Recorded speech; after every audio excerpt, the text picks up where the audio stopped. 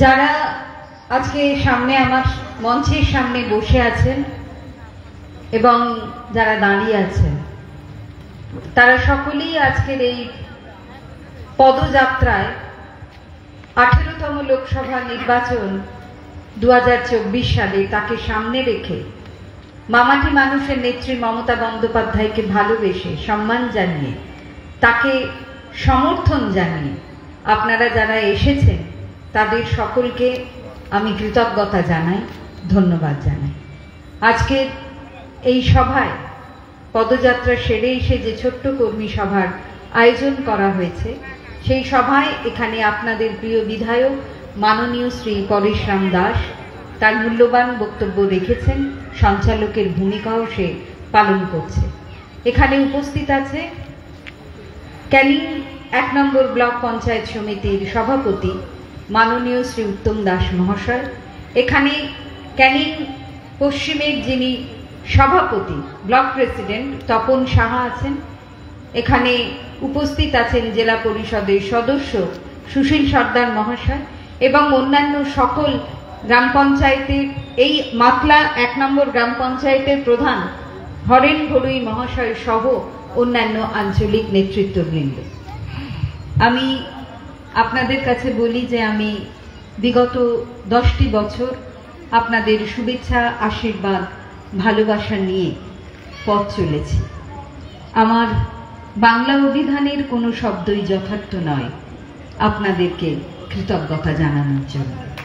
মাইকের মাধ্যমে আমার কণ্ঠস্বর যাদের কাছে পৌঁছায়, দোকানের সকল ক্রেতা বিক্রেতাগণ, পথ চলতি সকল জনগণ, যত যানবাহনের চালক এবং যাত্রীগণ, সকলের কাছেই বিনম্র চিত্তে নতমস্তকে আমি বলি আমি কৃতজ্ঞ। আপনাদের কাছে আমার কৃতজ্ঞতা জানানো ভাষণ। আপনারা জানেন কিনা জানি না, সরকারি চাকরি ছেড়ে মমতা বন্দ্যোপাধ্যায় 2014 সালে আমাকে এই জয়নগর লোকসভা কেন্দ্রের প্রার্থী মনোনীত করেছিলেন। আমি তখন আমার 7 কেন্দ্রে সকল মানুষের কাছে এটাই বলেছিলাম, সুখ দুঃখের সাথী হওয়ার জন্য আমায় আপনারা আশীর্বাদ করুন। 1,08,000 ভোটে আমি জয়লাভ করি। 2019 সালে এসে আবারও দল আমাকে মনোনয়ন দেয়। আমার যাত্রা শুরু হয় আবারও আপনাদের আশীর্বাদকে পাথেয় করে। আমার জয়ের মার্জিন হয় 3,16,000। আবার এবারে 2024 সালে 10ই মার্চ ব্রিগেডের সভায় জননেত্রী মমতা বন্দ্যোপাধ্যায়, অগ্নিকন্যা প্রতিবাদী আন্দোলনের এক মুখ মমতা বন্দ্যোপাধ্যায়, তিনি সকলের সামনে সেই ব্রিগেডের সভায় লক্ষ মানুষের মাঝে অভিষেক বন্দ্যোপাধ্যায় আমার নাম ঘোষণা করে জয়নগর লোকসভা কেন্দ্রে 3য়বারের জন্য মনোনয়ন দেয়। দলের কাছে, নেত্রীর কাছে, অভিষেক বন্দ্যোপাধ্যায়ের কাছে কৃতজ্ঞ আমার 18.5 লক্ষ জনগণ, 18.5 লক্ষ জনতা জনার্দন যারা আমার ভোটার, আর 22 থেকে 23 লক্ষ জনগণ যারা আমাকে আগামী দিন আবারও পথ চলতে সাহায্য করবে। আমি বিশ্বাস করি, কারণ আমি মনে করি পূর্বজন্ম ছিল কিনা জানি না, যদি সে জন্মে কোনো ভালো কাজ করে থাকি, আর এ জন্মে তো নিশ্চয়ই আমি ভালো কাজ করেছি।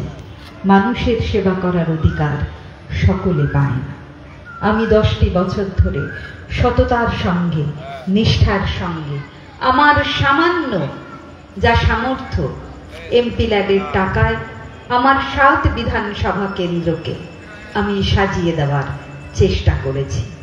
আপনাদের কাছে তাই বলি, 1 জুন আমার ভোট। আপনারা আপনাদের মূল্যবান মতামত দিয়ে আমাকে আপনারা আবারও আশীর্বাদ করবেন, শুভেচ্ছা দেবেন, যাতে আমি আপনাদের সেবা করার অধিকারটুকু পাই। কারণ সেবা করার অধিকার ভগবান সকলকে দেন না, আমার পুণ্যকর্মের ফলে জন্মে আমি এই 18.5 লক্ষ ভোটার আর 22 থেকে 23 লক্ষ জনগণের সেবা করার অধিকারটুকু পেয়েছি। আপনারা যদি এখানে কোনো শিডিউল কাস্ট শিডিউল ট্রাইব যদি কেউ থেকে থাকেন, আছে এখানে, জিজ্ঞাসা করি কেন আমাদের শিডিউল কাস্ট সার্টিফিকেটের দরকার, কি প্রয়োজন, কেন আমরা বিডিও অফিসে যাই, কেন আমরা এমএলএ এমপির সার্টিফিকেট নিই, কেন আমাদের প্রয়োজন শিডিউল কাস্টের সার্টিফিকেট? এ আমার অধিকার, এ আমার সম্মান, কারণ এই অধিকার নিয়ে আমি শিক্ষার অধিকার পেয়েছি, আমি চাকরির অধিকার পেয়েছি। আপনারা যারা আপনার ছেলে মেয়েকে পড়ান, সেই শিডিউল কাস্টের সার্টিফিকেট বা শিডিউল ট্রাইবের সার্টিফিকেট নিয়ে আপনার ছেলে মেয়েকে আপনি চেয়েছেন ডাক্তার হোক, ইঞ্জিনিয়ার হোক, বড় বড় কলেজে পড়ুক, WBCS অফিসার হোক, অথবা এসপি হোক, IPS অফিসার হোক, IAS হোক, DM হোক। কেন চাই? এই সম্মান কে দিয়েছে আমাদের? আমরা তপশিলি জাতি উপজাতির এই সম্মান আমাদের ভারতবর্ষের সংবিধান দিয়েছে। এই সংবিধান কে রচনা করেছে? এই সংবিধানের অনেকেই রচনা করায় সাহায্য করেছে, কিন্তু মুখ্য ভূমিকা যিনি পালন করেছিলেন তিনি ডক্টর বাবা সাহেব আম্বেদকর, যিনি 8টি ভাষায় ডক্টরেট করেছেন, 64টি ভাষায় মাস্টার ডিগ্রি করেছেন, অক্সফোর্ড এবং কেমব্রিজ বিশ্ববিদ্যালয়ে পড়াশোনা করেছেন। অথচ সেই ছাত্রটি যখন ডক্টর বাবা সাহেব আম্বেদকর স্কুলে গিয়েছিলেন, চৌকাঠের দরজা পেরিয়ে তাকে ভেতরে বসতে দেওয়া হয়নি, শিক্ষার অধিকার তাকে দেওয়া হয়নি, তাকে মাস্টারমশাইদের পড়া শুনতে হয়েছে গুরুমশাইয়ের জুতো যেখানে থাকে সেইখানে বসে। সেখানে তার পানীয় জল পান করবার অধিকার ছিল না, কুয়োর জল ছোঁয়ার অধিকার ছিল না। এমন একজন মানুষ ভারতবর্ষ যখন 1947 সালে স্বাধীনতা পায়, তখন দেশ কিভাবে চলবে? আইনের দরকার। যিনি লিখেছেন তিনি ডক্টর বাবা সাহেব আম্বেদকর। তিনি অনুভব করেছিলেন যে আমি শিক্ষার অধিকার পাইনি, শুনে শুনে পড়েছি, আমার মেধা আছে, তাই আমি এই জায়গায় এসে পৌঁছেছি।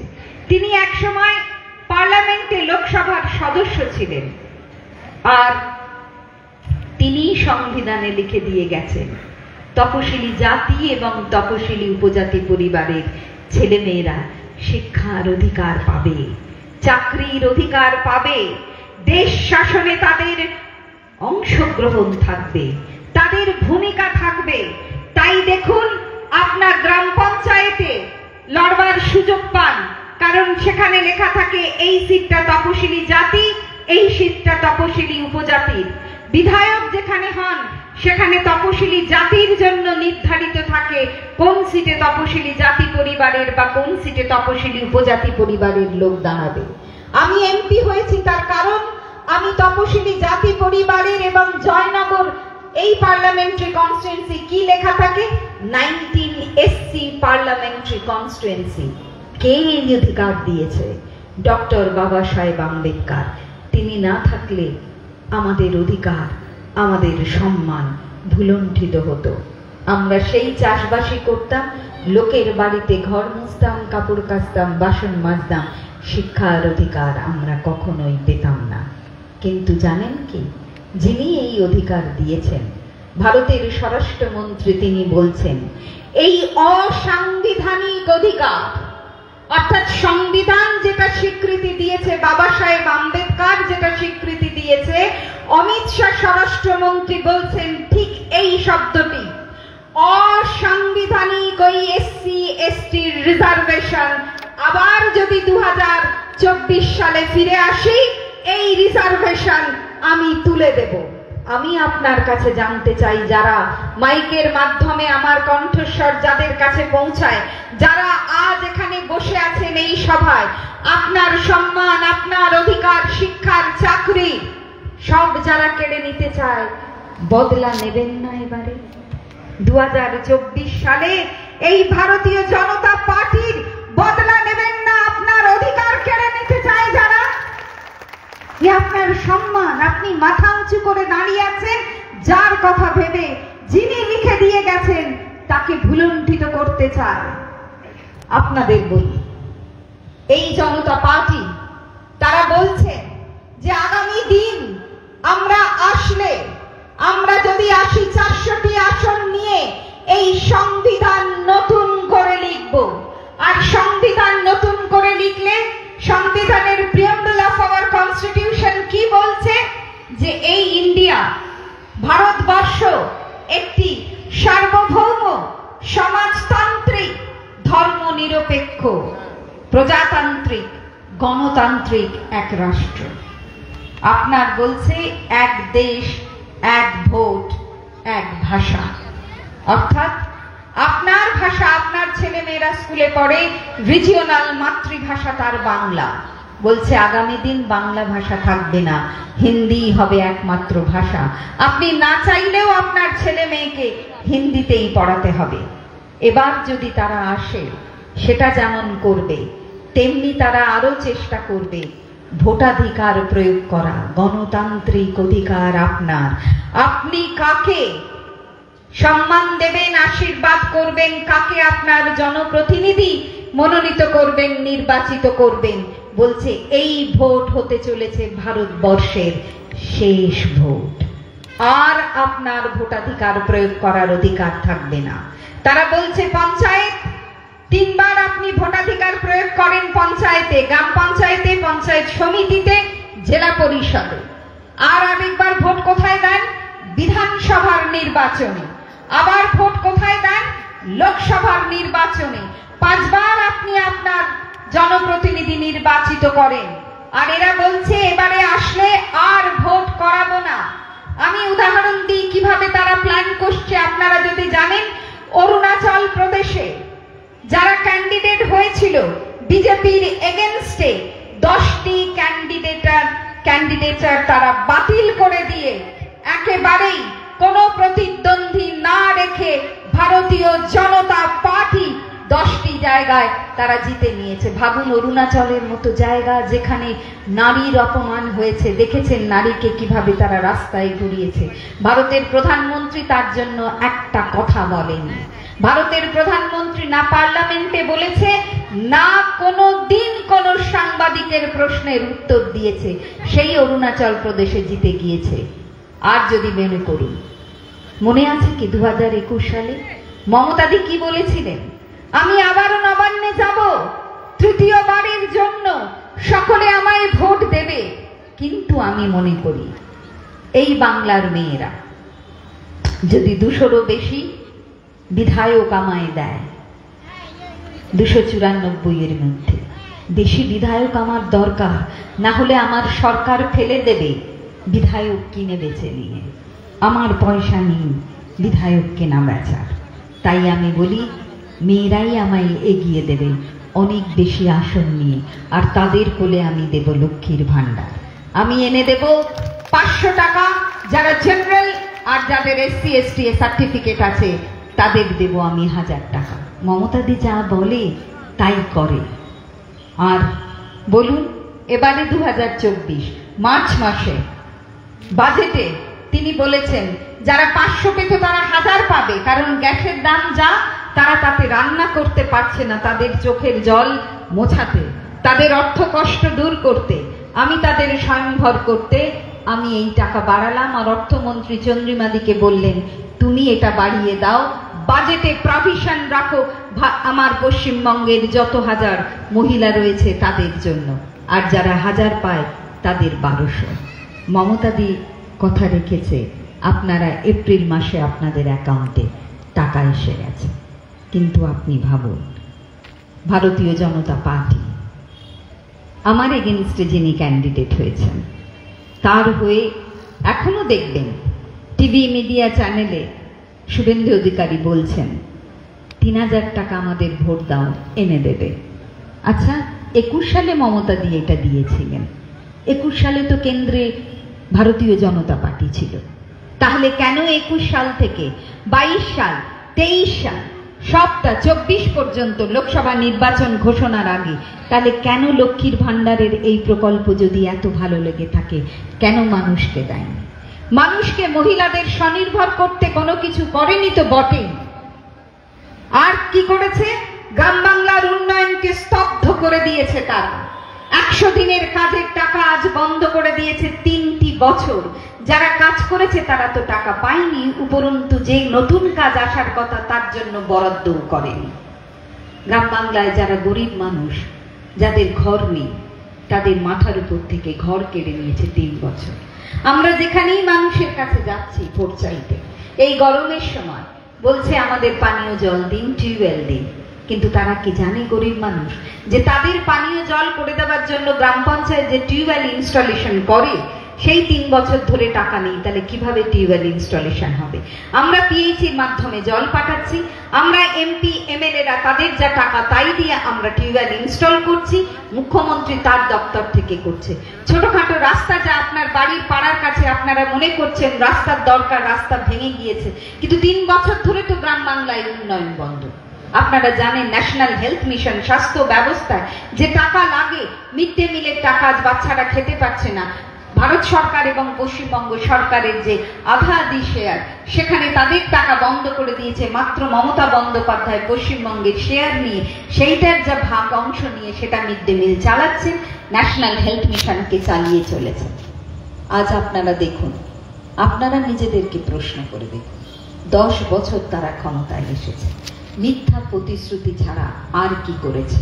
গরিব মানুষের অ্যাকাউন্টে, ভারতবর্ষের 140 কোটি মানুষ, তার মধ্যে যদি 100 কোটি মানুষ গরিব হয়, তাহলে তাদের অ্যাকাউন্টে 15 লক্ষ টাকা দেবে বলে ভাওতা দিয়ে, লোক দেখিয়ে, প্রবঞ্চনা করে, বঞ্চনা করে প্রতিশ্রুতি দিয়েছিল, ভোট নিয়েছিল।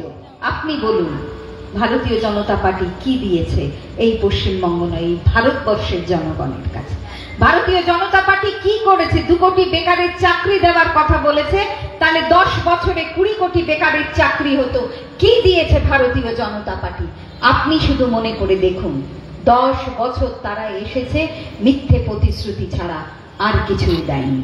আমার এগেনস্টে যিনি দাঁড়িয়েছেন আরো একজন প্রার্থী আইএসএফ, তারা এবারে বলছে যে এবার তারা জিতে লোকসভায় যাবে।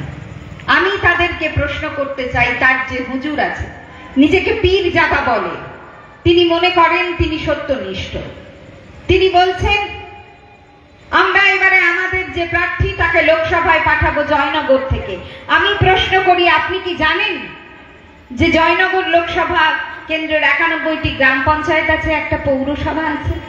আমি আপনাদের বলি, সেই পীরজাদাকে আগে আপনি আমার জয়নগর লোকসভা কেন্দ্রে একটা গ্রাম পঞ্চায়েতে জিতে দেখান, একটা পৌরসভায় জিতে দেখান, তারপরে আপনি লোকসভায় যাবার স্বপ্ন দেখবেন।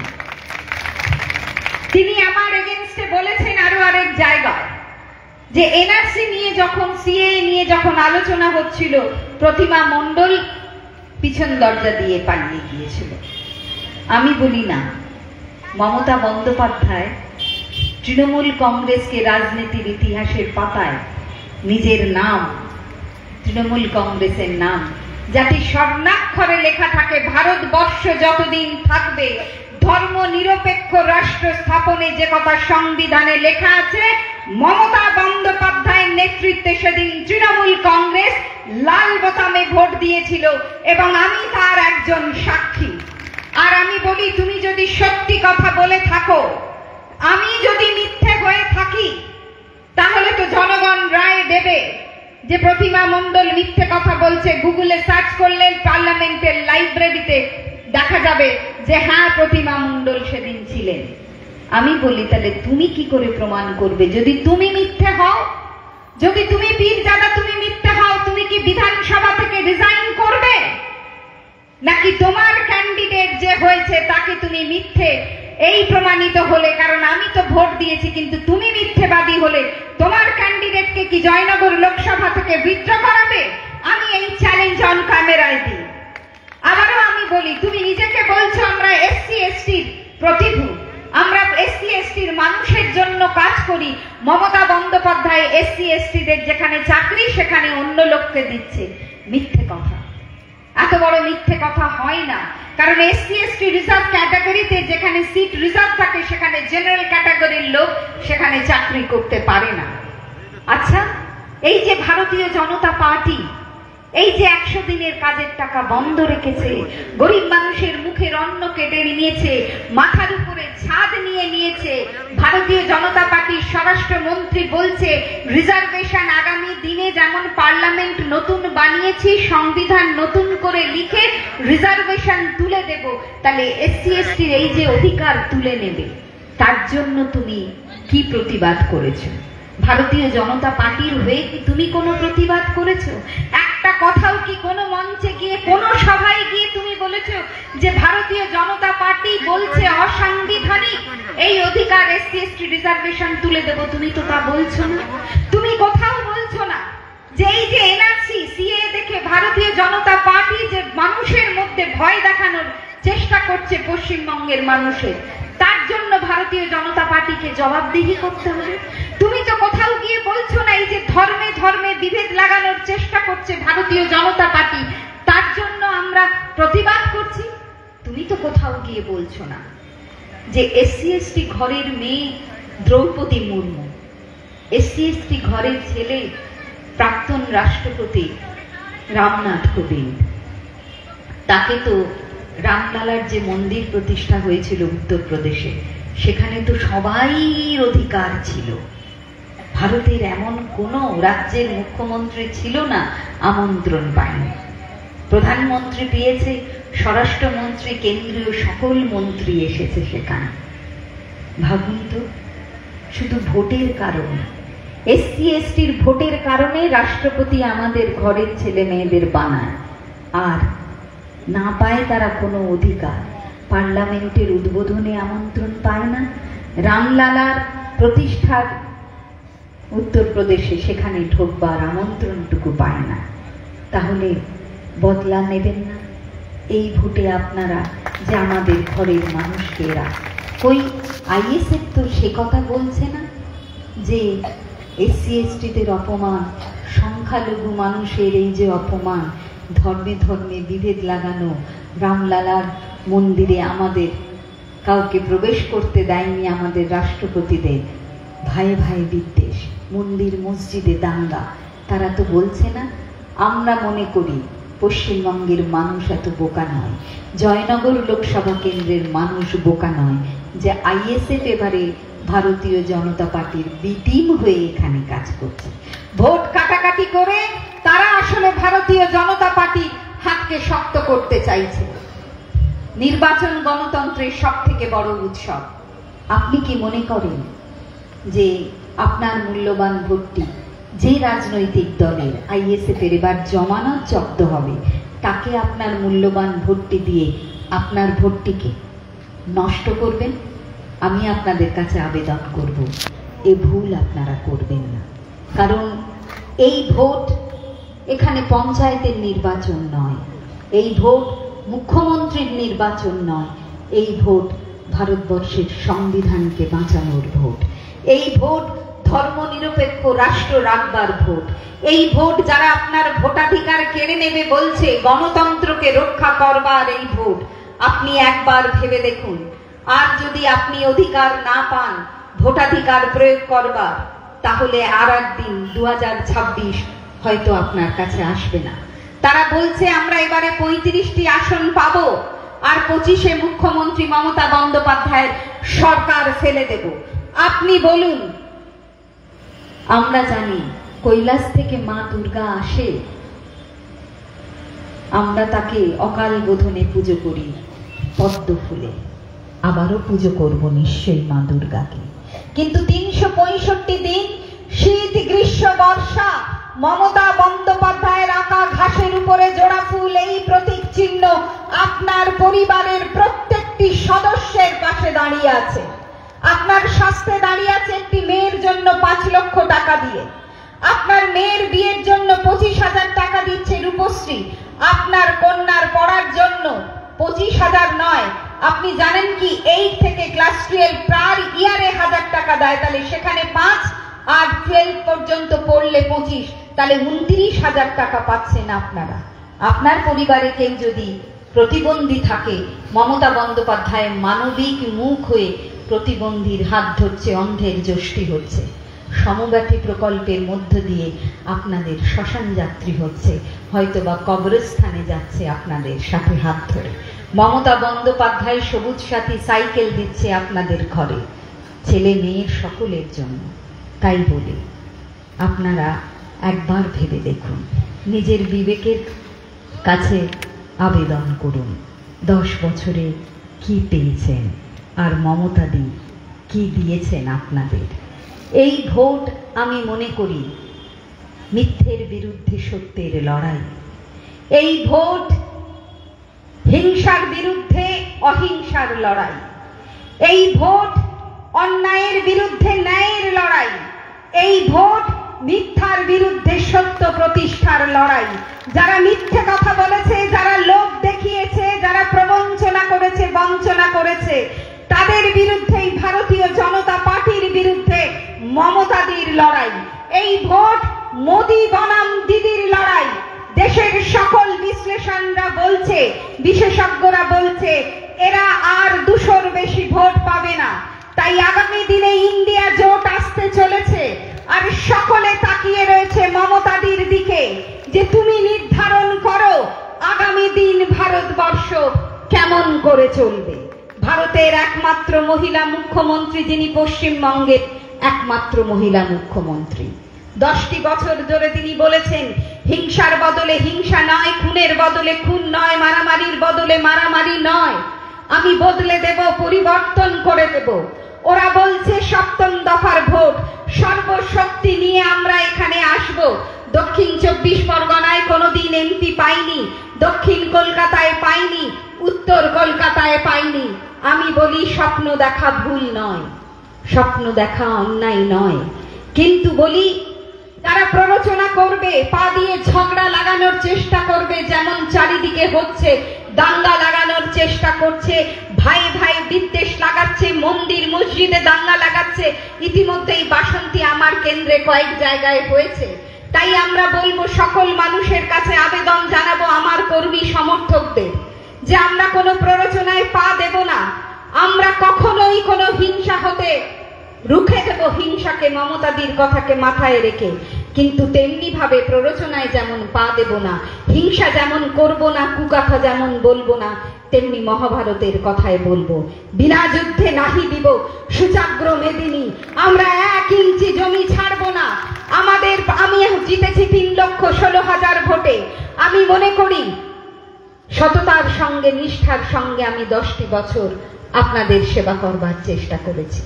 একজন জনপ্রতিনিধি যেমন হওয়ার কথা, আপনারা কখনোই কোনোদিন কারোর কাছে, খবরের কাগজ বলুন, মিডিয়া বলুন, আমি চেয়েছি, আমি পার্লামেন্টে সোচ্চার হয়েছি জয়নগরের জন্য, মানুষের কথা বলেছি, যে মানুষ আমার কাছে এসেছে আমি সম্মান দিয়ে তার মান রাখবার চেষ্টা করেছি।